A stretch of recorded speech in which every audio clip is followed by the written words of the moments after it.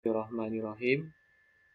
Assalamualaikum warahmatullahi wabarakatuh. Salam perjumpaannya kembali pada siswa-siswi kelas 7 pada materi PKN PJJ ke-8 berdasarkan daya ikatnya. Semoga kalian tetap semangat dalam mempelajari pembelajaran PKN ini. Mohon disimak penjelasan ini karena ulangan PTS itu akan diinformasikan akhir September nanti, ya.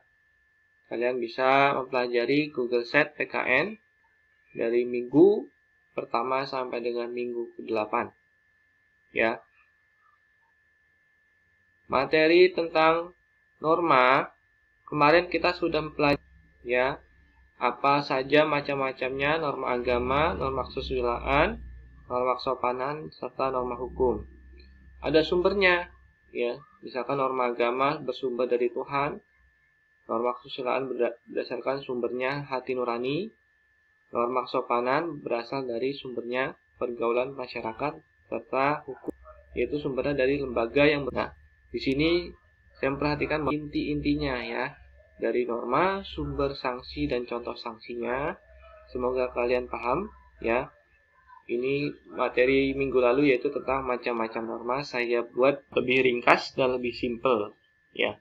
Nah, selanjutnya tentang jenis-jenis norma berdasarkan daya ikatnya. Yang pertama yaitu cara atau usage. Jenis norma sosial ini lebih menunjuk pada suatu bentuk perbuatan yang dilakukan secara pribadi atau perseorangan, pun juga tidak dilakukan secara terus-menerus di dalam lingkungan masyarakat. Norma tersebut juga mempunyai daya ikat yang lemah, sehingga tidak terdapat sanksi yang tegas untuk siapa saja yang melanggar norma yang satu ini.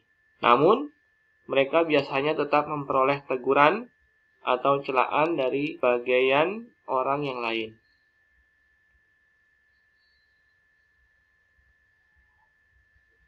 Nah, ini contoh dari norma cara atau usage, ya. Norma tentang cara usage kita contohkan dalam kehidupan sehari-hari seperti tata cara makan yang baik dan benar. Dalam halnya kita kebiasaan dalam masyarakat, makan yang baik dan benar itu tidak menggunakan tangan kiri, ya. Makan dalam hal berbicara itu pun dianggap tidak sopan, ya. Bersendawa selepas makan dapat membuat seseorang itu tidak nafsu makan ataupun kamu itu sifatnya tidak sopan pada orang lain itu, ya. Makan mengeluarkan bunyi dan yang lain sebagainya. Jadi makan itu ada adabnya ternyata. Tata cara kebiasaan masyarakat bahwa kalau makan itu tertib, ya, duduk, tidak bersendawa dan bagaimana hal yang lain, ya. Itu merupakan cara usage atau kebiasaan dalam kehidupan masyarakat, ya. Ada kebiasaan atau folkways, ya. Di sini ada masyarakat. Kebiasaan adalah suatu perbuatan yang dilakukan secara terus-menerus dan diulang-ulang dalam bentuk atau aksi yang sama. Suatu aktivitas, kegiatan yang dilakukan secara berulang-ulang itu ditandai dengan adanya suatu kebiasaan, ya. Kebiasaan kamu itu bangunnya pagi, ya, aktivitas yang diulang-ulang, ya, dalam hal positif, di mana hal tersebut memberikan bukti bahwa perbuatan dianggap baik ataupun benar oleh masyarakat. Dalam jenis norma ini ikat yang lemah. Kebiasaan ini bersifat positif ataupun yang negatif. Pada umumnya tidak ada sanksi yang berat untuk individu yang memiliki kebiasaan yang negatif. Ya, jadi kebiasaan itu biasa. Nah, ada contoh kebiasaan atau folkways, ya, atau penghargaan, ya. Reward dan penghargaan itu diberikan kepada mereka yang dapat berprestasi, ya, mereka yang membanggakan nama keluarga, nama sekolah, dan lain. dalam halnya meraih suatu perjuangan atau sesuatu yang menghasilkan dan kamu itu dapat membanggakan bagi siapapun, ya, masyarakat, orang tua, guru, ataupun saudara, ya. Kebiasaan dalam mengeluarkan bunyi makanan yang dimakan, ya, itu mungkin tentang tanggapan, ya, ataupun ekspresi bahwasanya, oh makanan ini enak, oh makanan ini lezat, boleh, karena memang ini merupakan suatu kebiasaan dalam masyarakat. Pasti menyicipi suatu cita rasa, pasti bahwa sesuatu yang dimakan itu punya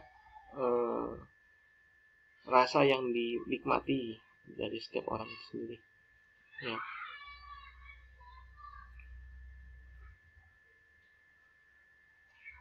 Ya, selanjutnya yaitu tentang tata kelakuan atau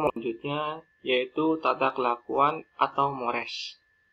Tata kelakuan adalah sekumpulan dari beberapa perbuatan yang mencerminkan berbagai sifat hidup dalam masyarakat. Hal tersebut bertujuan untuk mengawasi perbuatan ataupun pola tingkah laku, ialah guna membantu sekaligus membuat para anggota masyarakat mempunyai perbuatan yang sesuai dengan tatanan kelakuan di dalam lingkungan masyarakat itu sendiri. Jadi tata kelakuan itu sudah mencerminkan yang mana pola tingkah lakunya itu secara sadar. Ya, seperti contohnya, ya, ini, ya, kebiasaan atau folk ways. Bisa kita dulu ya.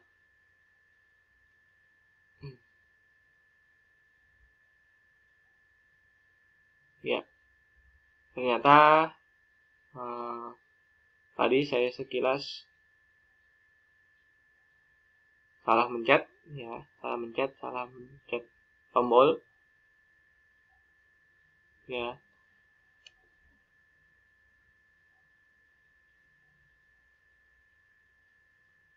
Nah, ini contoh tata kelakuan atau mores.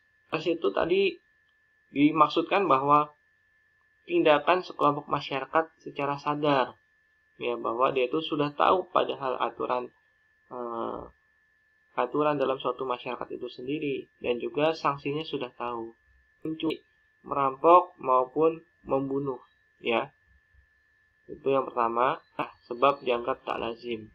Nah, ini dalam masyarakat itu dianggap tabu atau tidak diperbolehkan, ya. Misalkan juga pernikahan sedarah itu tidak boleh, ya.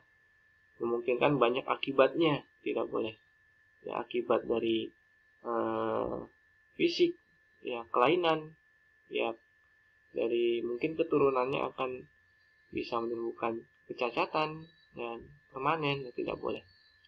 Ya, yang tadi ini larangan untuk mencuri, merampok maupun membunuh itu tidak sudah tahu, ya, bahwa peraturan ini sudah ada tata kelakuannya atau mores.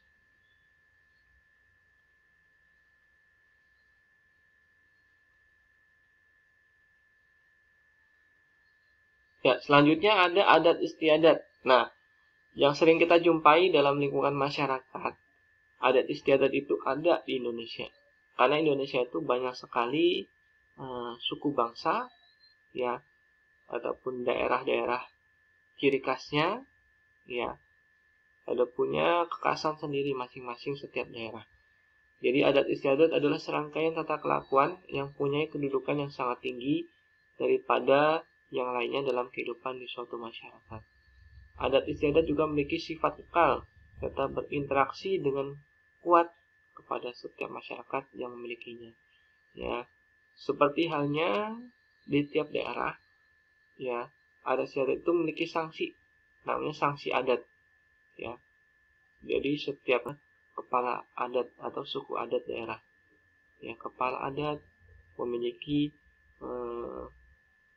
struktur ataupun tingkatan dalam suatu masyarakat, yaitu pasti ada, ya.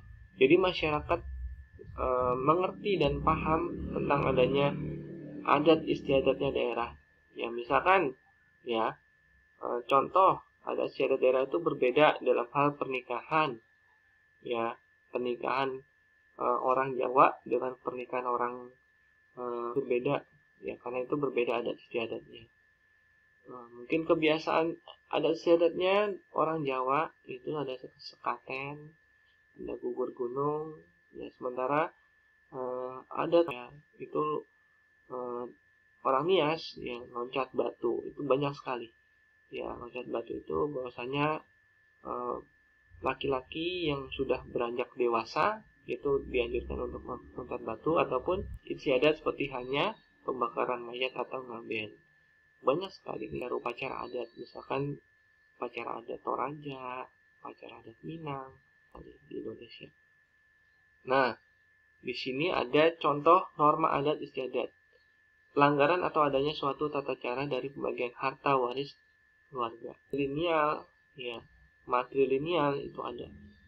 Pelanggaran atau adanya suatu peraturan dalam melakukan upacara-upacara adat atau tradisional. Nah, nanti hukum adat daerah itu sudah ada. Ya.